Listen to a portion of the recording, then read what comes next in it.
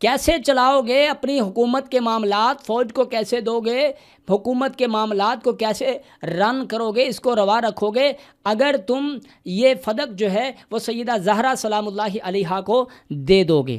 اللہ اکبر، یعنی یہ چند کھجوریں نہیں تھی۔ السلام علیکم ورحمۃ اللہ وبرکاتہ۔ اعوذ باللہ السمیع العلیم من الشیطان الرجیم، بسم اللہ الرحمن الرحیم۔ محترم ناظرین، فدق کے حوالہ سے آج دوسری ویڈیو آپ کی پیش خدمت ہے۔ آج کی ویڈیو میں ہم اس بات کو آپ کی پیش خدمت رکھیں گے کہ فدق کی آمدنی کتنی تھی، اور اس آمدنی سے یہ بات معلوم ہو جائے گی کہ فدق کا باغ، یہ جو جاگیر فدق ہے، یہ کتنی وسیع اور عریض تھی، اس میں کتنے کھجور کے درخت تھے، اس کی آمدنی کتنی تھی۔ تو ہم اہل سنت کی معتبر ترین کتب آپ کی پیش خدمت کریں گے، اور ان لوگوں کے لیے یہ لمحہ فکریہ ہے جو سیدہ زہرا سلام اللہ علیہا کے حقوق کو بیان کرنے کی تو توفیق نہیں رکھتے، بلکہ وہ پھر اس کی بجائے حقوق زہرا پر ڈاکہ ڈالنے کی کوشش کرتے ہیں، یعنی لوگوں کو غلط انفارمیشن دیتے ہیں، لوگوں کو غلط معلومات دیتے ہیں کہ نہیں جی وہ چند کھجوریں تھیں۔ ٹھیک ہے، وہ چند کھجوریں نہیں تھیں۔ اب میں آپ کی خدمت میں پیش کرتا ہوں۔ سب سے پہلے اہل سنت کی معتبر ترین تفسیر کی سیرت کی کتاب سیرت حلبیہ، ٹھیک ہے، یہ تقریباً 6-7 جلدوں میں کتاب ہے۔ صفحہ نمبر اس کی جلد نمبر 6 ہے اور صفحہ نمبر 532 ہے، ٹھیک ہے، یعنی 532 نمبر اس کے صفحہ نمبر ہے اس کا، ٹھیک ہے۔ حضرت ابو بکر اور حضرت عمر کے درمیان ایک بات میں چھوٹا سا تنازع ہو گیا، یعنی شیخین کے درمیان ایک بات میں چھوٹا سا تنازع ہو گیا۔ وہ تنازع کیا ہے؟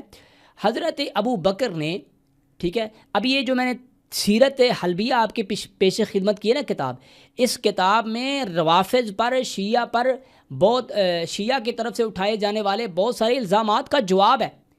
یعنی میرے کہنے کا مقصد یہ ہے کہ یہ کتاب شیعہ کے خلاف ہے، تشیع کے خلاف ہے، لیکن اس میں کیا بات لکھ رہے ہیں، ٹھیک ہے، کیا بات اس میں جو آپ کی خدمت میں پیش کر رہا ہوں کہ حضرت ابو بکر نے وہ تمام کاغذات جو سیدہ زہرا سلام اللہ علیہا کے حقوق کو ظاہر کرتے تھے، وہ تحریر لکھ کر کے تیار کر دی کہ سیدہ کو اس کا جو ہے وہ باغ جو ہے یا اس کا والد محترم کے ورثے سے جو مال ہے اسے دے دیا جائے۔ تو اس بات کا خلیفہ دوم حضرت عمر، جناب عمر کو اس بات کا علم ہوا تو وہ آئے، اور پھر چھوٹا سا تنازع ہو گیا، اور انہوں نے کہا کہ اگر یہ فدق تم سیدہ کے حوالے کر دو گے، اگر یہ ساری جتنے چیزیں ہیں، مال فے ہے، یہ اگر آپ سیدہ کو دے دیں گے تو پھر مجھے یہ بتاؤ کہ حکومت کے معاملات کو کیسے چلاؤ گے؟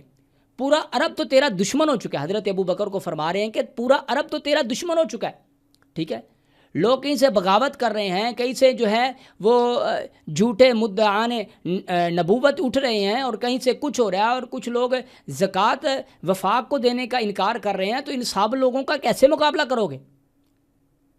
کیسے چلاؤ گے اپنی حکومت کے معاملات، فوج کو کیسے دو گے، حکومت کے معاملات کو کیسے رن کرو گے، اس کو روا رکھو گے اگر تم یہ فدق جو ہے وہ سیدہ زہرا سلام اللہ علیہا کو دے دو گے؟ اللہ اکبر، یعنی یہ چند کھجوریں نہیں تھی۔ حضرات شیخین کے اس عمل سے یہ بات واضح ہو رہی ہے کہ یہ چھوٹی سی بستی بھی نہیں تھی، یہ چند کھجوریں بھی نہیں تھی، یہ کوئی چھوٹی جاگیر نہیں تھی، بلکہ یہ اتنی بڑی جاگیر تھی کہ یہ پورے نظام حکومت کو چلاتی تھی۔ اللہ اکبر۔ اب اس کے بعد اب کوئی کہہ سکتا ہے بھئی یہ تو سیرت ہم اسے، اب اس کے بعد جو آپ کی خدمت میں پیش کرنے جا رہا ہوں نا، وہ ہے جناب سنن ابی داود صحاح ستہ کی کتاب، باب ذکر فی، ٹھیک ہے، یعنی مال فے کے ذکر میں حضرت خلیفہ عمر بن عبد العزیز رحمہ اللہ کا جب دور آیا نا، تو اس وقت اس نے مالیت جو اس نے حساب لگایا فدق کی جو مالیت تھی، اس کی آمدنی تھی، تو اس وقت جناب 40,000 درہم، 40,000 دینار آمدنی تھی، کس کی؟ فدق کی۔ چھوٹا سا باغ نہیں تھا، چند کھجوریں نہیں تھی۔ باقی مفتی صاحب قرآن مقدس نے یہ کھول کر بیان کیا ہے، فَمَن يَعْمَلْ مِثْقَالَ ذَرَّةٍ شَرًّا يَرَهُ،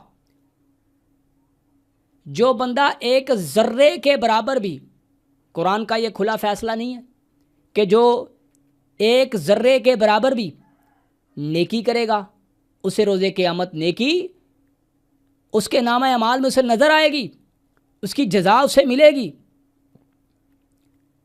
جو اس نے وہ اعمال کیے ہیں، نیک اعمال کیے ہیں، ذرے کے برابر بھی اس کا بھائی اسے اجر ملے گا۔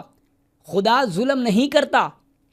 اور نبی پاک جناب محمد مصطفیٰ صلی اللہ علیہ وآلہ وسلم کے سینہ اطہر پر قرآن مقدس کا نزول ہوا۔ اللہ فرماتے ہیں وَمَن يَعْمَلْ مِثْقَالَ ذَرَّةٍ خَيْرًا يَرَهُ، جو ایک ذرے کے برابر بھی نیکی کرے گا اسے ملے گی، اور ایک ذرے کے برابر بھی جو گناہ کرے گا اس کے نامہ اعمال میں اسے شامل کر دیا جائے گا۔